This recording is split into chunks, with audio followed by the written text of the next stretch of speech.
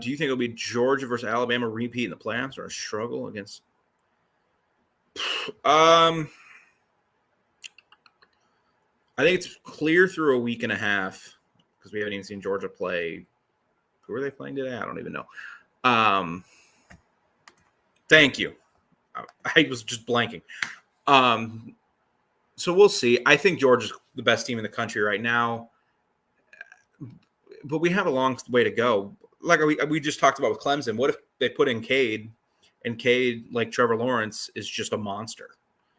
And all of a sudden Clemson creeps into that conversation. What if J.J. McCarthy comes in at Michigan and truly is the talent everyone thinks he can be?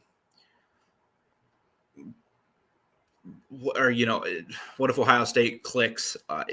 There's too many questions right now to say it'll be Georgia versus Alabama, but I do think these two teams are pretty safe locks to at least be in the hunt, the conversation. Now, will it be like last year where Alabama or Georgia, probably Alabama, has to beat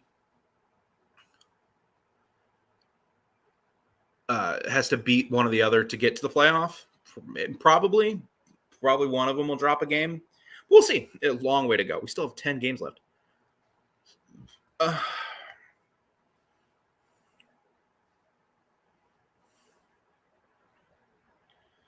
People said, no, that's the only good thing about the playoff and the BCS was the polls that matter don't come out until week 8, 7, end of the year, towards the middle of the end of the year, because the preseason AP poll is ridiculous. Georgia dominated an Oregon team who was ranked 11th, not the 11th ranked team in the country. Sounds like I need to turn that game on because, well, no, I'm only going to have one TV going. I need to talk to you guys and talk about what a great game we had between two top brands in college football. But speaking of SEC, Texas A&M tied at 0 in the second quarter against Texas A&M. That's not good. That's not good at all. Is Roll Tide stats up yet? I like their website for live stats because I can get like defensive stats. I can get it's a better breakdown when you get like a team's website live stats and not ESPN or Fox or whatever. They do, and no one's stepped up yet.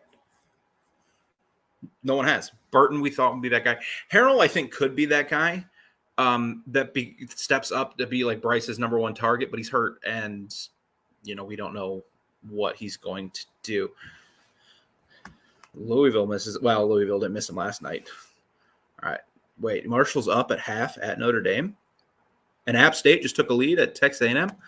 Do I have to go to work? Come on, this is not fair. Not fair at all. What was I going to do? Oh, yeah, it was because of the comment. I was going to look at the Alabama. Yes, we got a box score.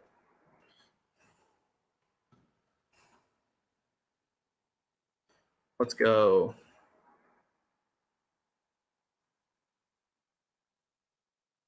Yeah, Will Anderson only had 2 tackles for a loss today. He did have the one big sack. That was a weird play call.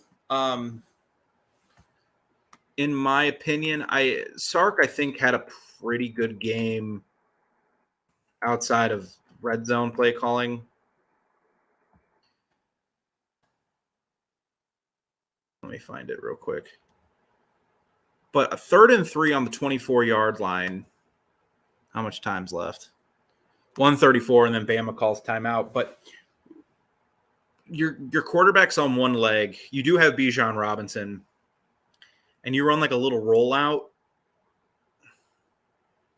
Like that was like the most that was like best case outcome for that play was get just a simple sack.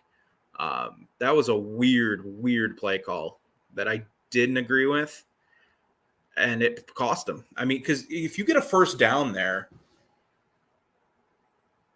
you can run out the clock and kick a field goal, which I don't like doing, or you can go for the end zone, which is what I would do, because college kickers, And I just don't know what that play call was, but he did make the field goal.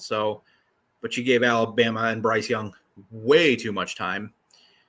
And outside of the one play where Bryce Young got out of a sack and ran for a few yards, it didn't look that hard for the Crimson Tide. Texas chokes. Yeah, I guess you call it that. I think they just lost a game to a better team. Texas fans, if any of you are in here, you guys have a lot to be proud of with your effort today. Your defense looked pretty good. They looked much better than they have.